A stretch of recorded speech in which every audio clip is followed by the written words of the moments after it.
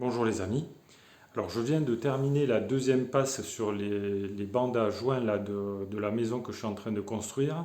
Donc je vais vous montrer un petit peu le résultat, je vais vous montrer un petit peu ce que ça donne, puis je vais vous donner un petit peu un retour d'expérience. Alors les bandes à joints, donc ce sont des bandes en papier qu'on va coller sur les interstices des plaques de plâtre, ok. Et sur ces bandes en papier qui sont collées avec du plâtre, avec de l'enduit spécial, on va dire, mais c'est du plâtre, on va venir passer une couche d'enduit qui va venir donc masquer ces bandes en papier. Et donc au final, le but c'est de plus voir du tout les interstices entre les différentes plaques de plâtre qui constituent les cloisons de la maison. Donc, alors ce travail, il se fait en trois étapes. En réalité, là, je viens à peine de terminer la deuxième étape. Mais alors les deux étapes, la première étape, ça consiste à coller les bandes à joints sur les murs.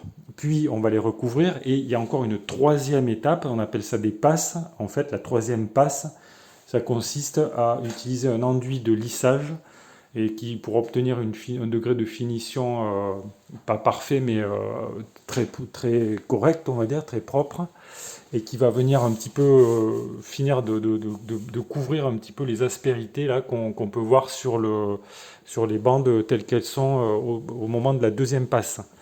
Alors pour ce faire, alors moi j'ai utilisé donc du plâtre de marque Placo essentiellement, qui donc de marque du placo joint, la PR4, c'est-à-dire 4 c'est le temps de séchage. Ça veut dire qu'en fait on peut poser une bande en papier le matin et la recouvrir l'après-midi en réalité, donc ça permet d'aller vite. Et bon, c'est pas mon cas forcément, hein, mais voilà, c'est ce que font les plaquistes en général. Ils utilisent du PR4 pour faire les joints. Et pour faire la troisième passe, ils vont utiliser plutôt un enduit qui sèche, dont le séchage dure plus longtemps. Et donc là, il faut attendre un petit peu que ça sèche. Alors moi, j'ai acheté du placo joint, la GDX. Donc c'est pas tout à fait le même que celui-là. Le temps de prise est plus long. Et le prix est plus élevé aussi, puisque ce plâtre-là qui permet donc d'obtenir une haute qualité de finition, qui est facile à poncer, et donc ce plâtre-là, il sèche donc en 48 heures, quoi. Voilà. Donc par contre le prix est un petit peu plus élevé, puisque celui-là, le PR4, je les ai payés 24 euros ou 27 euros le sac. Sachant qu'on peut les acheter, je crois, il y a des promotions actuellement à 24 euros le sac. Et vous pouvez en trouver d'autres marques, naturellement. J'ai utilisé également une autre marque, la marque de chez Chausson, là, qui est la marque Gypso.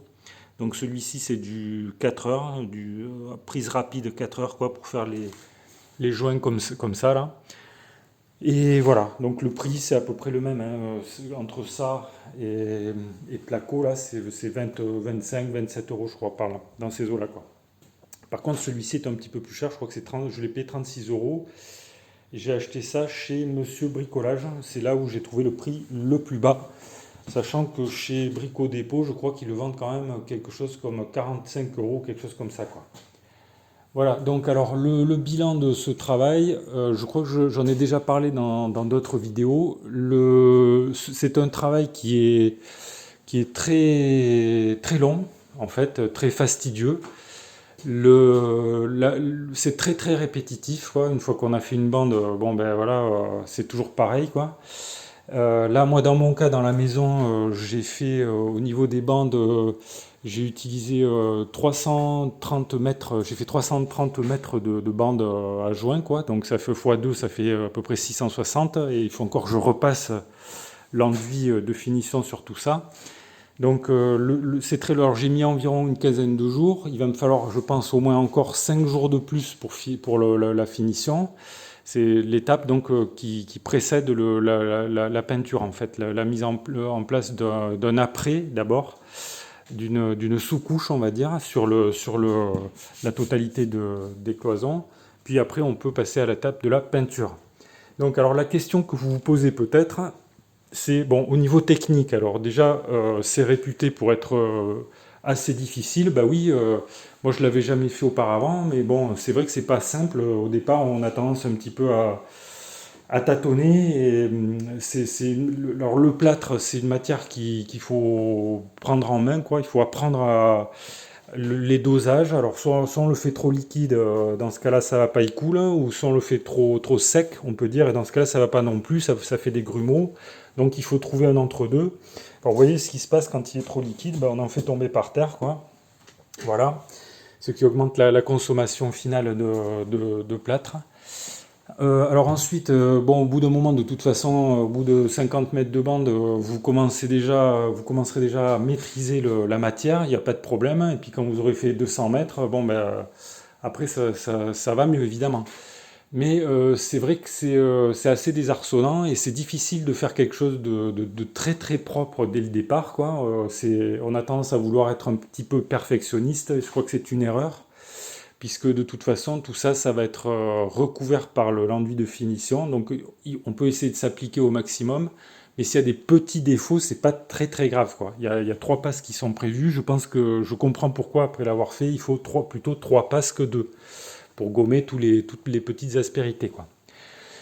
Qu'est-ce que je pouvais dire de plus? La question qui se pose aussi, c'est la question du temps de travail, puisque j'ai répété à multiples reprises que c'est très très long, c'est des heures et des heures, il faut être patient, il faut aimer la solitude, puisque si vous faites le travail seul, bon ben voilà, de toute façon quand on travaille, on peut pas discuter, voilà, faut se concentrer sur son travail, quoi, quel qu'il soit d'ailleurs, je pense. Et si vous aimez pas la solitude et si vous aimez pas de rester de longues heures à faire un travail euh, enfin, répétitif, quoi, ne vous lancez pas, quoi.